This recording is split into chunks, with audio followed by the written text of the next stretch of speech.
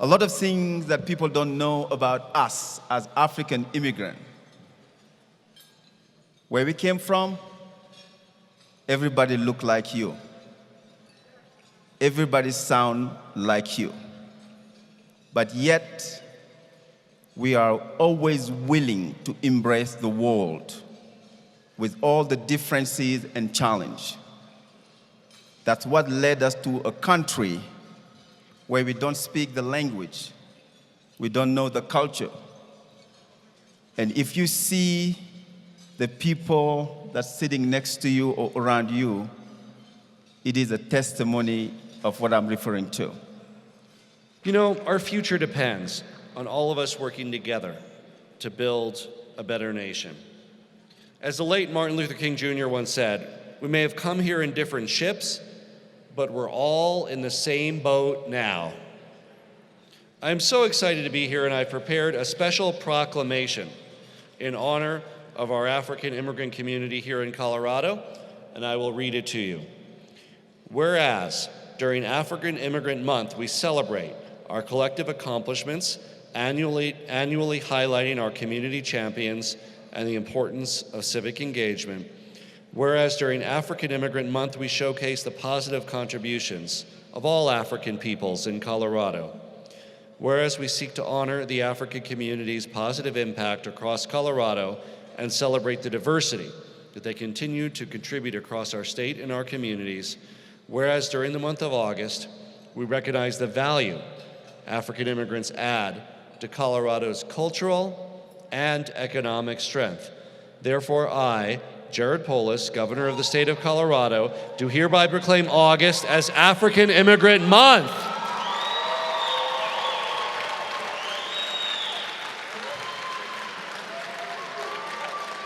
Thank you so much, Mr. Governor. You made our dream come true, and we cannot thank you enough. We appreciate your collaboration, appreciate your partnership, appreciate your support. On behalf of the African Leadership Group and the entire community, we wanted to present you with this Community Impact Award because that's the impact you have on us. Thank you so much for being here. Appreciate it. I'm honored. Thank you so much.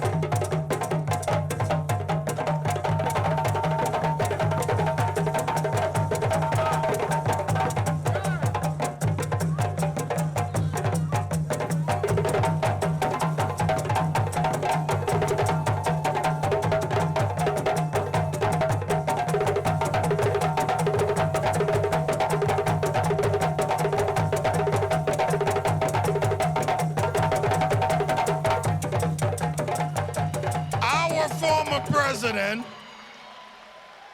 Her Excellency Ellen Johnson Sirleaf.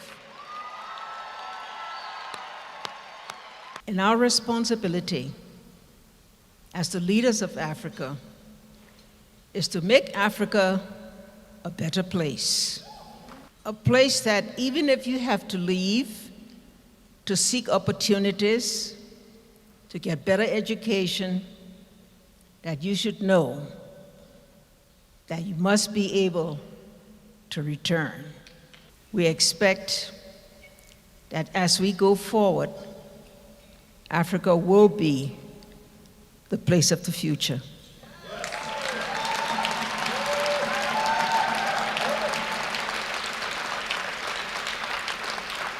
This event seems to get bigger every year. When I attended last year's event, it was at the Denver Botanic Gardens, and this year I had to move to this wonderful resort just to accommodate the impact and the growth that ALG has had since last year's Afrik Impact.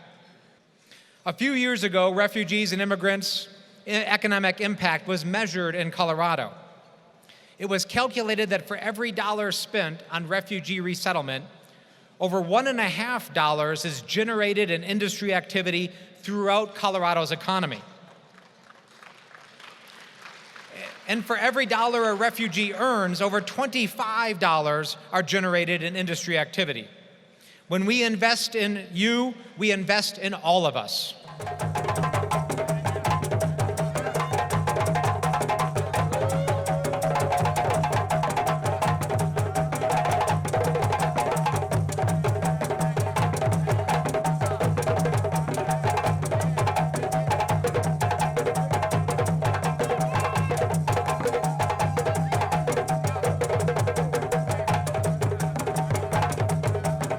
I always say, take risks, get involved in your community, and get out of your comfort zone.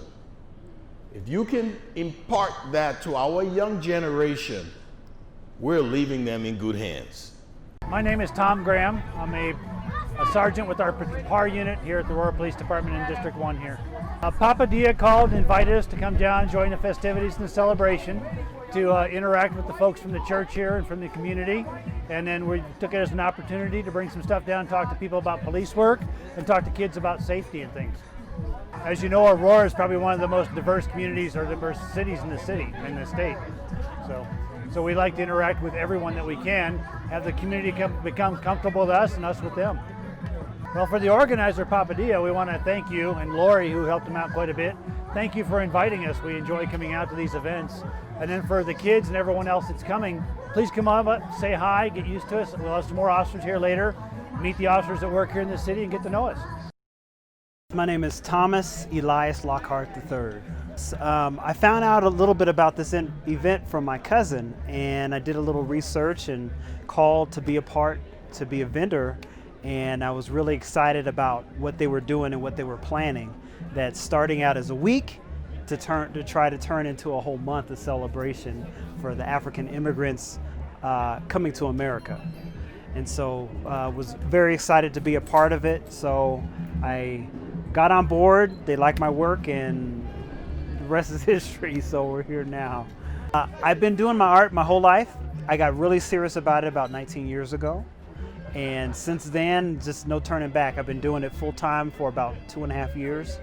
And prayerfully that I can just keep on growing and keep on learning and be a blessing to other people too as well, and that my art will bless other people. Well, I believe that art is life, and art is a part of us. Art is an investment. Art is something that you should take seriously and try yourself and learn about other artists around the country and around the nation and your neighborhood and be able to grow with it. Because art tells a story. It's like a picture tells 1,000 words, so does a painting. There's so many different expressions and so many different things that you can do with art, from cubism to realism to many other different types that you could do with abstract, and everybody gets their own sense and they draw their own emotion from the piece of art that they have. It helps it continues on through cultures and through passed down through generations. And it's one of those things that will never go away, and art is one of those things that continues to appreciate. My name is Robert Corey Reed. That's Robert Corey Reed on Facebook, Instagram, and all that. We're here actually to promote our brand. We actually have 2 brands going right now. One is Copaesthetic brand. You can find these on copaestheticbrand.com. That's copaestheticbrand.com. Another brand, I'm actually wearing this brand, the flyest thing going right now. We call these Afro tops, short for dashiki, some modern and new for the 2019 era. Whenever you want to go out, look good, be fly, this is what you wear. My name is Rasheed Lawal, first generation American, born and raised in Aurora, Colorado. Both my parents are from Nigeria. Well, we actually heard about this opportunity and wanted to be a part of it. We're a relatively new brand, and we thought this would be a great opportunity for us to come out, meet some people, spread awareness to the people about our new brand, and maybe make some sales. When I arrived in Montana, my first week, I went up to the Capitol building. And when I entered the Capitol building, to my right was the office of the Secretary of State.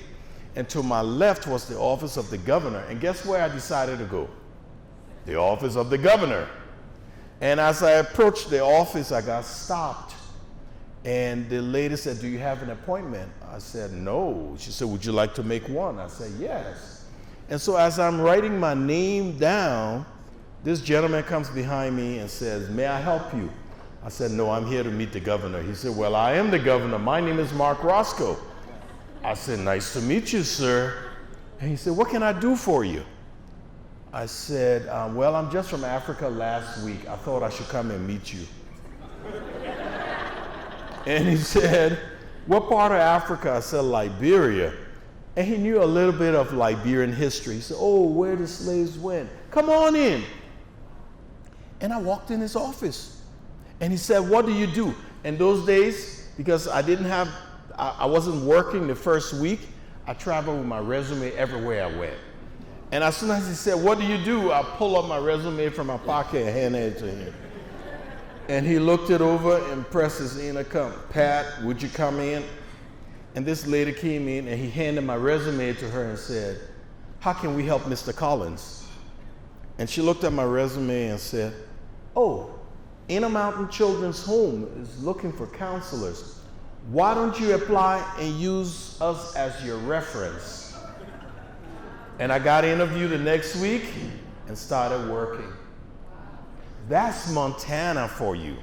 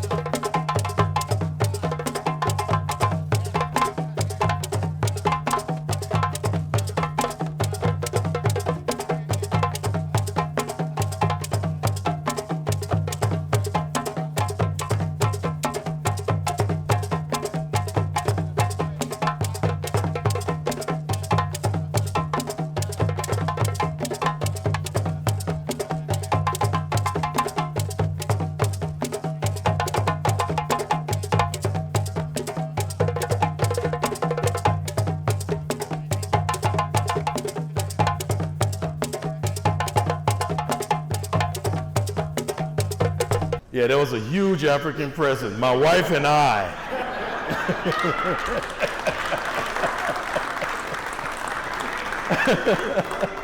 No, on a serious note, no, there isn't. There isn't. It was my wife and I rely on her for everything because my wife had lived in Helena before. She went there as an African exchange student, and so she knew a little bit of the city. In fact, the present governor of Montana and my wife were classmates in high school when she was an African student. And, but you know, when you're not doing anything wrong, you fear nothing. Because I went there with a clear heart, so I wasn't afraid of anything. I mean, can you imagine my first week I met the governor? I got job the second week, and I joined the military within 6 months. Come on. And this is not unique to me.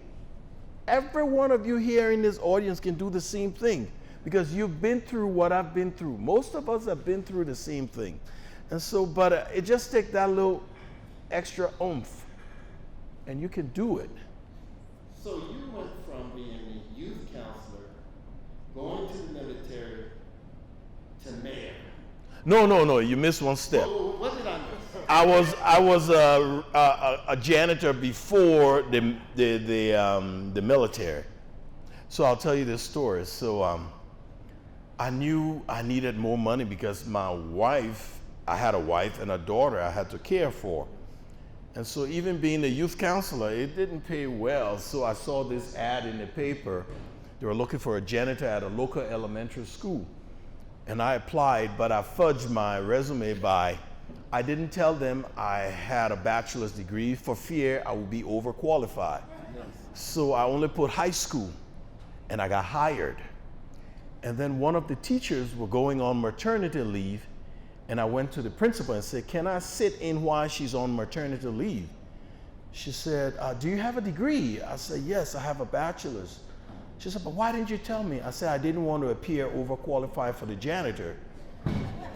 And so she said, well, just go and register at the educational center, and I will have you here for the duration while she's on maternity leave.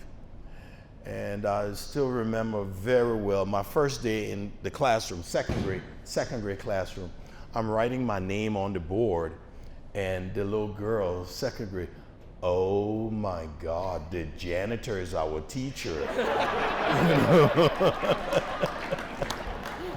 So yeah, they're innocent, they say whatever's on their mind.